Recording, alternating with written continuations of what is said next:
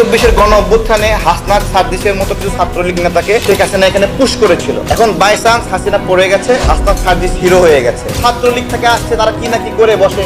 সকল নিয়োগ জালিয়াতিতে এই সমন্বয়করা জড়িত, এটা ওপেন সিক্রেট। 3 কোটি টাকার নিয়োগ জালিয়াতি ফাঁস হওয়ার পরেও কোনো ব্যবস্থা নেওয়া হয় নাই। মাহফুজ আলমকে ঘোষণা করলেন যে উনি হলো মাস্টার মাইন্ড, অথচ এই মাহফুজ আলমকে আমরা কেউ চিনি না। শেখ হাসিনা ভালো ছিল, তারা সরকারের বিরুদ্ধে বললে বাবা। আমাদের বুকে আঘাত করেছে। আমাদের জুলাই গণ অভ্যুত্থানের উপরে এত বড় আঘাত ইতিপূর্বে এই অভ্যুত্থানের পরে কেউ করেনি। ওয়াসায় বিধি বহির্ভূতভাবে 150 জনকে নিয়োগ দিয়েছে আমাদের ছাত্র উপদেষ্টারা এবং সমন্বয়করা। উপদেষ্টা আসিফ মাহমুদ তার পিএস মোয়াজ্জেম হোসেনকে দিয়ে এই নিয়োগের সিংহভাগ সুপারিশের মাধ্যমে সে দিয়েছে। আর অপরদিকে উপদেষ্টা নাহিদ, সেও সুপারিশের মাধ্যমে ওয়াসায় গিয়ে নিয়োগ দিয়েছে। সাথে নাম রয়েছে নুসরাত তাবাসসুমের।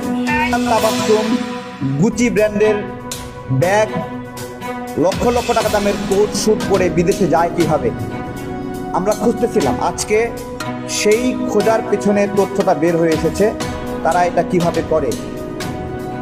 আমরা আজকের এই প্রেস বিজ্ঞপ্তিতে কিছু দাবি উত্থাপন করব। আমরা একটু চলেন আমরা শুনি। আমজনতা দলের পক্ষ থেকে জানানো হচ্ছে যে আমরা গভীর উদ্বেগের সঙ্গে লক্ষ্য করছি যে ছাত্র উপদেষ্টা ও সমন্বয়কদের মাধ্যমে ওয়াসায় 150 জনের নিয়োগে চরম দুর্নীতি সংগঠিত হয়েছে। স্বচ্ছ ও ন্যায়সঙ্গত পদ্ধতিতে নিয়োগ না দিয়ে স্বজনপ্রীতি, ঘুষ এবং অবৈধ প্রভাব খাটিয়ে এই নিয়োগ সম্পন্ন করেছে উপদেষ্টা এবং সমন্বয়কবৃন্দ। গণমাধ্যমে প্রকাশ পেয়েছে এই কথাগুলো, যেখানে উপদেষ্টা আসিফ মাহমুদের পিএস মোয়াজ্জেম হোসেন এবং উপদেষ্টা নাহিদ এবং সমন্বয়ক নুসরাত তাবাসসুম, তৌহিদ, নাজমুলের নাম এসেছে। কোটার বিরুদ্ধে লড়াই করে আমরা এমন দুর্নীতির মাধ্যমে নিয়োগ প্রত্যাশা করতে পারি না। ইতিপূর্বে সচিবালয়ে 3 কোটি টাকার নিয়োগ জালিয়াতি ফাঁস হওয়ার পরেও কোনো ব্যবস্থা নেওয়া হয় নাই। 7 দিনের জন্য একটি তদন্ত কমিটি গঠন করা হয়েছিল, সেই তদন্ত কমিটি এখনও শেষ হয় নাই। উপদেষ্টা নাহিদের সুপারিশের আরেকটি খবর ফাঁস হয়েছিল, আপনারা জানেন।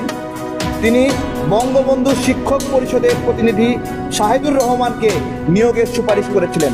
পরবর্তীতে আমরা যখন এটা নিয়ে কথা বললাম, প্রতিবাদ করলাম, তখন তিনি সেটি বাতিল করলেন। এই ফাঁস হওয়া নিয়োগ বাতিল করলেন প্রকাশ পাওয়ার পরে।